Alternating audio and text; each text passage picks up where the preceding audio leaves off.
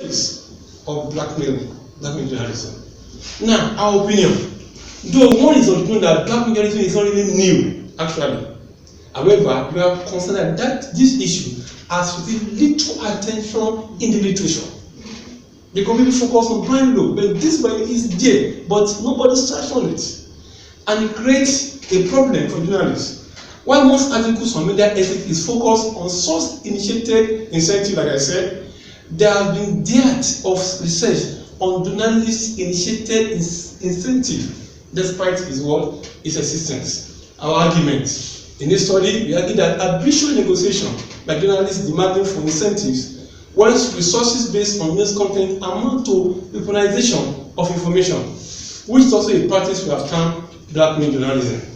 Our observation: could the prevailing culture of clientelism and patriotism be the reason why the young cases of blackmail journalism is yet to be really established, despite high-profile case of killing of many journalists in Nigeria? According to Slum in 2013, Nigeria is rated second highest killer of journalists after Gambia in West Africa. And yet, there is this conspiracy theory that link assassination and kidnapping of many Nigerian journalists to blackmail. But yet, it's not reported officially, but yet, is not research, is not done on it. So what's the problem of this research? Most importantly, I want to link blackmail journalism to how it constitutes a threat on safety of journalists, especially in a country such as Nigeria with culture of clientelism and patronage, is what needs to be established. It's on this way that this study examines the extent to which blackmail journalism is practiced in Nigeria, the extent to which blackmail journalism contributes threats to safety of Nigerian journalists, and what precautions or preventive measures could help curb blackmail journalism in Nigeria. Now, this is our methodology. I don't want to bother about this. I've written about almost 30 pages. I've posted it, you can go and read it. But this is the way I went about my sample. With a lot of time, I won't go about it. But just to know that I have 200 respondents, there's 52 from newspapers, 73 from broadcast stations, and 75 respondents from corporate organizations that stand as a control group. Let's see who is asking and the journalists themselves saying what they also are practicing.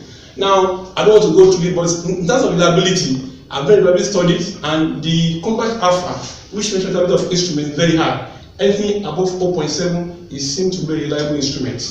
Because of time, my analysis, I use SPSS, and then these are the percentages of all the people that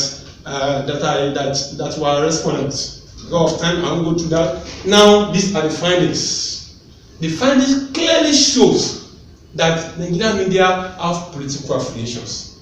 The journalists themselves agree, the broadcasters agree, and the so-called peer organization also agree. That's established what I've been saying initially, that there's this issue of political economy controlling Nigerian media. Quickly enough, now the question was asked, these are significant questions. Organization was, the journalist was organization to deliberate criticisms.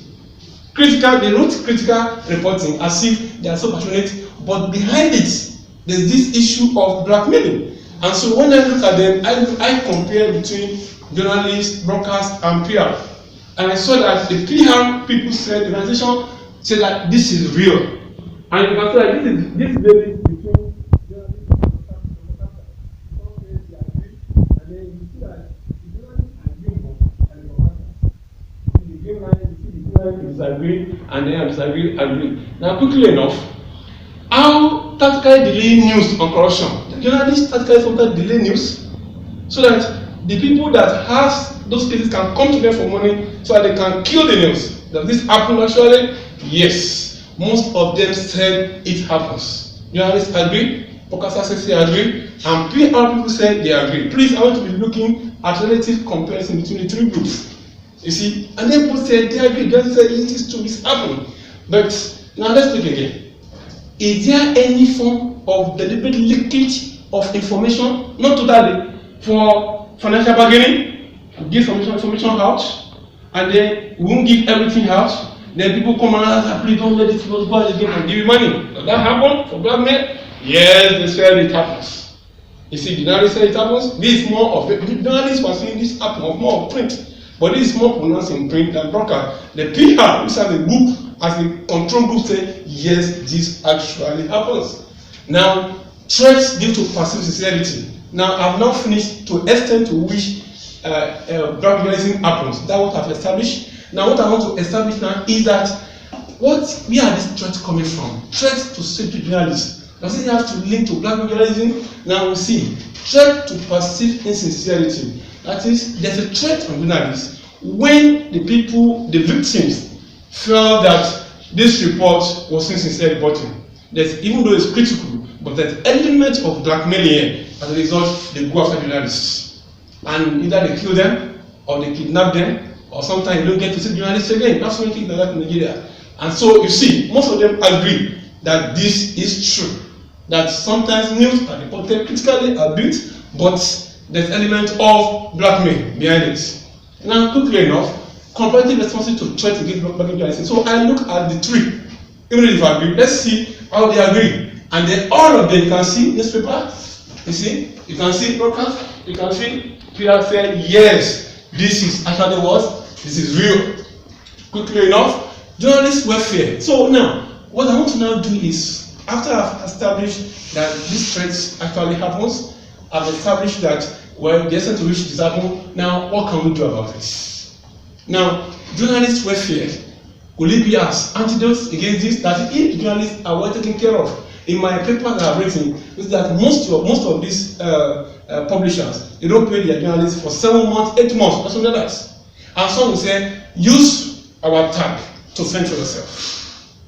So by doing that, so what happened? And the journalists have to resort to another way of making it. And since brand envelope is not too common now, the economics is so tight, the next thing to use what? To use blackmail. We have this against you, if you give us money, nothing will happen. We're going to pull it out. And so, when I do that, can welfare be an antidote? Most of them say yes.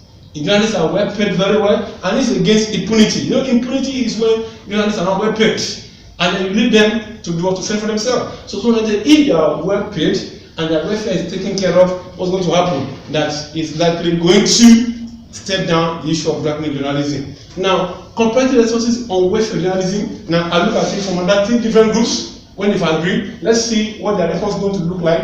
All of them agree that this is true. When they are paid well, now the black journalism is going to reduce. Now, let's look at it again. Media publishers have major threats. Are the publishers major threats? You know, I say something like clientelism and patriotism. That is political economy, in which the publishers and politicians are working together. And then one suppress story because of status of the politician, and now the politicians, the publishers want the money. That's why in Nigeria you see many publishers who are writing big vehicles, doing good things, and yet the journalists are underpaid. They're not paid for 7 months. And so when I do this, now media publishers themselves, are they the real threats against journalists? Most of them say yes. They agree. Both journalists, they say yes. These publishers, the media owners, they are the real threats when it comes to safety of journalism, because they expose journalists to blackmail. Now, quickly enough, I did a comparative analysis between the 3 groups again. You can see they agree to that fact. And now, again, this implicates journalists. This last slide established the fact that the media owner and the publishers, in the spirit of clientelism, patriotism, work for the politicians, the status, and the publishers to earn money, exposes the major threat to Nigerian journalists.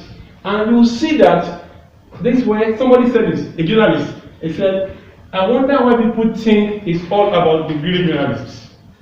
The same society that will neither be galvanized nor scandalized by newspaper proprietor who does not pay his staff for 6 months, but organizing fashion and shows that pay Clinton hundreds of thousands of dollars. It's only screaming at journalists who pay 50,000. So you can tell me that this media publishers are against threat. And so we look at now what we do. Media pluralism and antidote. Then if you have more independent media, if you have more fictional, like you rightly said, can this issue be stepped down? Because journalists now depend on the publisher. They said yes, most of them agree.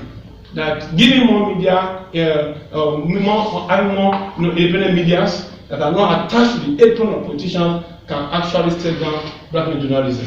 Sanctioned by professional bodies, yet they all agree that okay, if you have a regulatory body who sanctions journalists or media houses who are doing this, then this also could step down this issue of what black men journalism. Now, I did a comprehensive study about that and see what happened. They all agree across the board. Quickly enough, media literacy. Luckily, I did a lot of work for UNESCO on this, on media literacy, and we have been advancing this as a way of covering so many issues in society. Now, I look at it as okay, if people are well informed, the media are well informed, the citizens are well informed of the issue of being literate and intercultural dialogue, could that step down black men journalism? Because what you have seen here, looking at two theories, it's like in the case of journalists studying for themselves, now they abandon their situation theory and accept status confined theory in trying to put up an issue of personality in gatekeeping information so that they can use as a word of blackmailing. So if they are aware of their responsibility and they are well enlightened, could this step down black men journalism? They say yes, it will do that. And so in conclusion, all these studies now comes about is that contrary to Ekwanyu and Obele, these are Nigerians who are doing the story before, they find out this study that pro-liberation is the major reason for journalists engaging with black men journalism. They say in their papers that the salary is not an issue.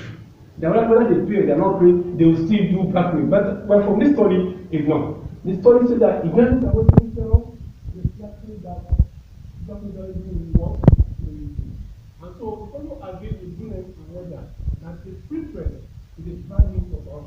When you have more opportunities in social media and more of media, it shows that, and India is doing this right now. India is talking about campus videos. Community videos. These are independent media houses that will counter us,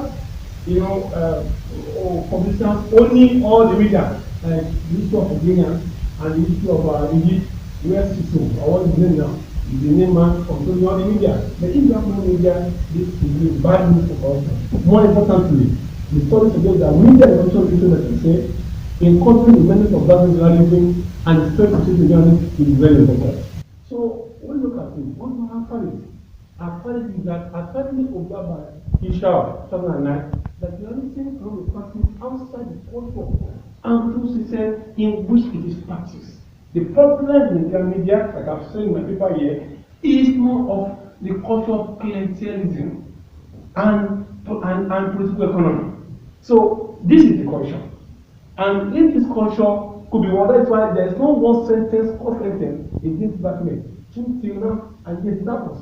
If this culture is well diagnosed, using those three conclusions, you can see that this can be done. Then the last thing that threat to save the Nigerian is real. From what is real. You know, we're trying to find out the extent, the trend, and the extent it is. You have seen from this that is real, and it's going to escalate due to compromised publisher media owners, poor remuneration, and unethical culture of clientelism, which is fueling black journalism and journalism become financial body on the very person that they are supposed to reward results over. So, lastly, our limitations of this study. There are more studies are needed to validate the findings of these studies. So it's not completed. Besides, the number of respondents indicating the option undecided secondly worrisome to the researcher, and to suggest a further studies with translation method of research in which qualitative and quantitative responses can be collected, evaluated, and analyzed with probably more comprehensive data for in-depth study. Thank you for your attention. Okay.